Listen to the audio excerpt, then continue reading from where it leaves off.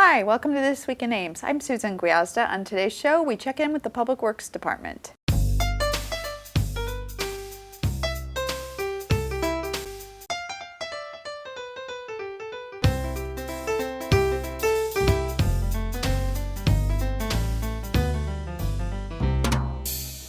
My guest today is Jake Moore, Stormwater Specialist with the City of Ames Public Works Department. Jake, welcome to the show. Thanks, Susan. I'm glad to be here. So Stormwater Specialist is kind of a unique title. Why don't you tell me a little bit more about what you do? Well, I do a number of things, but of course most of it is stormwater related or construction related. So I do a site plan review. As site plans come in, we have what is called a DRC process. So we see those site plans as they come through and we do a review on those. We also do a construction inspection. So sites over a certain size are required to have stormwater permits or DNR and city COSESCO permits. So I do inspection on those sites as well. And then also some construction inspection for some smaller projects that we have going on in town. So also along those lines, I work with our Smart Watershed programs, which leads us into our rebate programs, which we'll talk about here in a little bit. Yeah, one of the reasons that you and I work together is for the public education outreach regarding stormwater. Stormwater is a term that's thrown about a lot recently, and I'm not sure everybody really understands what stormwater is and why keeping stormwater clean is important. So stormwater is basically when it rains, it's any runoff that runs off of a site, and that runoff runs, off of our impervious surfaces, so our roofs, our driveways, our sidewalks, anything impervious. So, in the past, when we didn't have those impervious surfaces, a lot of the water would actually drain into the ground because we had good soils, good organic matter, and it would actually infiltrate into the ground and become groundwater. Now, with some of our sites, with the impervious areas that we have, we get a lot of runoff. So it's one of those things that we're trying to control with detention basins and other BMP practices or best management practices. But the reason that we want to treat stormwater, and it is important, is one, we want to reduce flooding. So we want to control that water, the rate that it runs off the site, but we also want to keep it clean. And so we want to clean up pet waste, cars on the street that have oil drippings or they have heavy metals from their brakes. We also have pesticides and herbicides that are applied to lawns. We don't want those to be over-applied. So those are just a few of the things that we concentrate on, and we try to reduce that pollution. Yeah, as the city, as we intensify development, people don't think about the amount of hard surface, or what you called impervious surface, there is in the community, and how that conveys water quickly, very quickly, off your rooftop, down your downspout, down maybe your driveway, into a storm sewer, and it collects any kind of pollutant along the way. Right. There's a misconception that water that actually runs off of our lots gets treated in some fashion, but in reality it does not. It runs to our storm sewers, typically to our storm sewers or our street intakes, and then from there it goes to the nearest stream or waterway. From there it goes down our watershed and makes its way to the South Skunk, and then from there it actually travels all the way to the Mississippi. So if somebody thought about it from the way of, I'm treating my lawn with those, I don't know, the little blue pellets, and I maybe put too much on there, well, the next rainfall, those little blue pellets go down my sidewalk, down my driveway, into the storm sewer, and directly, say, to Ada Hayden. Right. So with the fertilization, you will get phosphorus in that fertilizer, and so we ask people to go pea-free. So when you purchase your fertilizer, on the bag there's 3 numbers. It's that middle number. If you get a 0 on that, then you're doing well. That means it's pea-free, and you can, when you apply that, what we ask is, even if you apply pea-free, we still ask that you sweep up your drive or sweep up your sidewalk and put that back on the grass area. What will happen is if we get a heavy rain, it will run off, and that phosphorus in that fertilizer will run to the streams, and it causes algae blooms. So if you see area detention ponds around and they're starting to get kind of green and fuzzy looking, that can be right, or even an oily substance that looks like an oily substance in there, but that a lot of times that's an algae bloom. So again, the result of being really cognizant of how that stormwater travels, what it's picking up along the way, and how it really has a direct effect on everybody who lives in the community. Right, yes. So what are some things you can do to, one thing we've talked about is to basically save the rainwater? So City of Ames has several programs which we call our cost sharing programs or our Smart Watershed programs.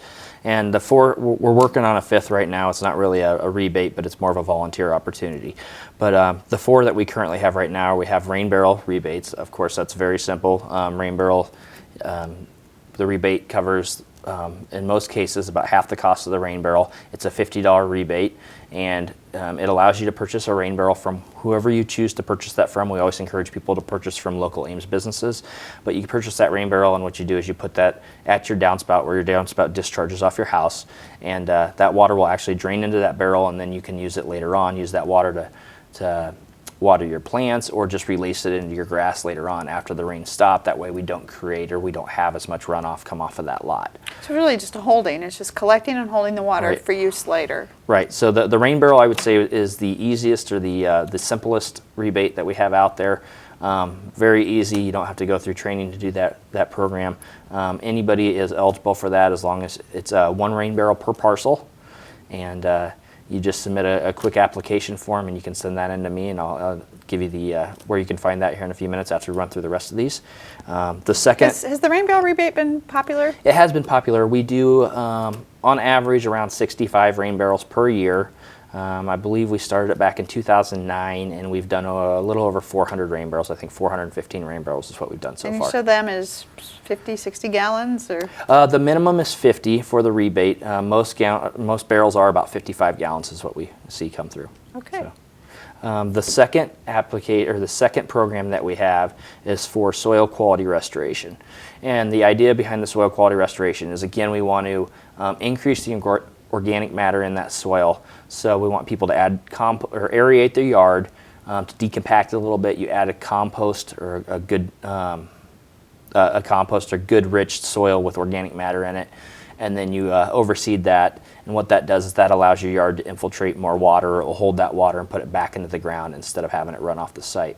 The third program that we have would be a native planting program, where you plant your yard with native plants. You can do a native turf, which would be more of like a big blue stem or a blue grama, or you can do flowering plants. We do have some criteria to meet minimum sizes and setbacks and that type of thing, but all that information can be found in the rebate application. So, and then the fourth program that we have would be the rain garden program. And the rain garden program, it's probably the most bang for the buck. You do get the rain garden. The people don't quite understand what a rain garden is. So it's a small impression in your yard that usually 6 to 9 inches deep, that you direct your downspouts to that, or your driveway, some type of impervious surface where you have a lot of runoff. You can direct it to that rain garden. With a rain garden, you want to typically install it in an area that does not have a steep slope, in an area that does percolate water. So in order to do that, you would have to do percolation tests up front and see if your yard would be a suitable place to have a rain garden installed at. We have a rain garden manual that we walk you through. Again, we actually have an upcoming training on, let me check my dates to make sure we get this right. It looks like we're going to have an upcoming training on August 15th at City Hall, and we'll do that from 10 to noon. And you can contact me and come to that training. We'll actually walk you through each of these programs, kind of show you the application forms, how to fill them out, answer any questions that you have. So rain gardens can be very attractive, and we have some examples around city facilities where we've tried to implement rain gardens, particularly around parking lots, as a way to clean and filter water. Right. They take a little bit of time to get established. They don't look beautiful necessarily right from the start. So the natives are pretty slow growing, so we always prefer that people plant plugs. So we order the plugs and plant the plugs. That will get you off to a little quicker start. It also, I think, for the aesthetic value, helps out there as well. But yeah, they are slow growing, so they do take several years to get established. But they are, once they become established and you get it filled in, then it becomes less maintenance. At the beginning, though, they are a little more work because you do have to do the weeding. They're colorful, they're pretty. There's flowers along with the grasses, and so it's a nice, I can see it really complement somebody's front yard, backyard, side yard, wherever they want a little color and pizzazz, but also that filtration opportunity as well. Right, and that's the point. So with the native planting rebate, we would like to see buffers, along the edges of property where water may run off, where that buffer will actually help clean that water before it runs into that storm drain, or before it runs into the, if you live on Ada Hayden watershed, before it runs into Ada Hayden. So, so the natives are great for buffers. They will really help clean that water before it runs off the site. So. Well, Jake, you mentioned a lot of great programs. What's the easiest way for people to get information about these programs if they wanted a little more information? So the easiest way is to contact me, and I can send them directly the application form. Otherwise, they can get online on the City of Ames website, or they can go to our Smart Watershed page, which is under the Public Works Department. The easiest way to get there is probably just to Google City of Ames Smart Watersheds, or go to Bing, whichever you prefer. And to contact me, you can just Google my name, Jake Moore, City of Ames, or you can call me at 239-5287. So again, that information on our website, it goes through each of the programs available, and the program is the Smart Watersheds program, several cost-sharing rebate opportunities for those people who wanted to take advantage. And this is the season. This is the season for doing that. Right, it's a great time to do it. Rain barrels you can do anytime. We're kind of getting into mid-summer, early summer now. So most of the plantings now would probably wait until fall. We are going to do that training this summer, so that would be a great opportunity. Then you could start your project after that. We do have a new the volunteer program that's going to start up. It's called Adopt a Stream, and we are working, Public Works is working with our Parks Department and also with Resource Recovery, and the program is going to be based on volunteers to help clean up local streams and to clean up our local parks. So it will start off in the parks and then maybe expand from there as we select areas that need to be cleaned up. Well, we know that this is a community that is very active and environmentally conscious, so I'm sure you'll have no problem finding volunteers. Right, I think we'll for have that. Fraternities and sororities, and we could have the Boy Scouts, the Girl Scouts, and lots of groups to help churches. I think there's a lot of people out there that are willing to help and want to help. They're just looking for a program that can help them assist or get started. What should we do? So we're excited to launch that. That should start this September. Great. So. Well, Jake, thanks for stopping by. Thank you. Well, again, if you want more information about those Smart Watershed rebates and education, you can find those on our website. Some events for your calendar. Don't forget that City Council Night at the Bandshell is coming up. That's on Thursday, June 18th. That is the night that your City Council members will be handing out free cookies along with great tasting Ames water. A pre-concert starts at 7 p.m. and Simon Estes will be joining us at 8 p.m.